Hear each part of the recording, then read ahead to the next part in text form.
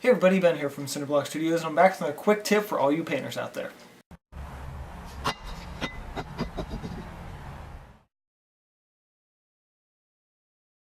So when you're shopping for new brushes, one thing you may see is that there's a difference between flat brushes and what they call brights.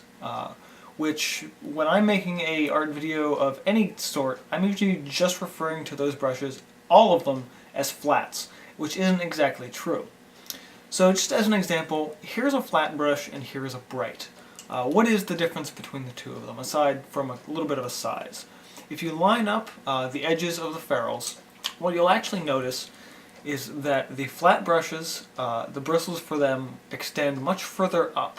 They extend a little further beyond what you might expect out of in this case, a bright, which has shorter bristles right out of the ferrule. This is something that I actually just found out about recently when just trying to figure out, I'm like, okay, these are called brights and these are called flats. They look exactly the same. What is the difference? So I really had to look at them to understand that they're not exactly the same. The flat brushes do have slightly longer bristles. And so I was like, okay, well, what are the advantages and disadvantages here? Well, from what I've noticed, particularly with a lot of smaller brushes,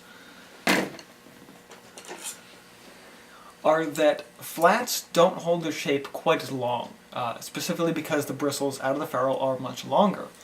So another good example, these are significantly smaller, but so we have a flat and a bright. Actually, they might both be flats, but for this demo we're going to call them a flat and a bright. So the flat brush, again, extends way out. And if you notice, because I bought these brushes roughly at the same time, the flat brush, the bristles splay out a lot faster. If you leave it in, if you're somebody who leaves your brushes in water a lot and lets them soak, those flat brushes are gonna, the bristles are gonna become distorted very, very quickly. A bright, that's not necessarily the case. Because they're shorter out of the ferrule, they're gonna hold their shape much, much longer. And for that reason, I'm actually going to recommend that you use brights over flats for most circumstances. Even my sort of old reliable brushes end up being brights rather than flats, simply for that reason that they are shorter out of the ferrule, they hold their shape longer, and they just feel a little bit better while you're working. Flats are really nice for getting big broad areas and nice cleaner lines. I've noticed they produce much longer, cleaner lines, particularly for if you're doing a single long brush stroke without grabbing more and more paint.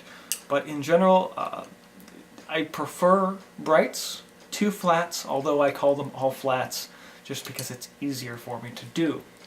So to wrap up this quick tip, I would say, personally, I would recommend a bright over a flat, if it is specifically mentioned from brand to brand which is which. If not, just when next time you're buying brushes, see if you can get the difference between the longer bristles and the shorter ones out of the ferrule, and see that difference between a bright and a flat. And just generally speaking, see how you might use each of them if you're not familiar with this difference. For me, brights, better for laying down color, flats, better for blending that color out. So if you found this little tip useful, be sure to subscribe for more if you're not already, and this has been from Cinderblock Studios. See you guys next time. Well, if you do this and bend the bristles back for a good 10 seconds like this, they're probably going to stay facing whatever way you're bending them. Something like this that I've been holding down for a few seconds snaps right back into place. There's really no give to any of the fact. It's just going to go boing and snap back into place.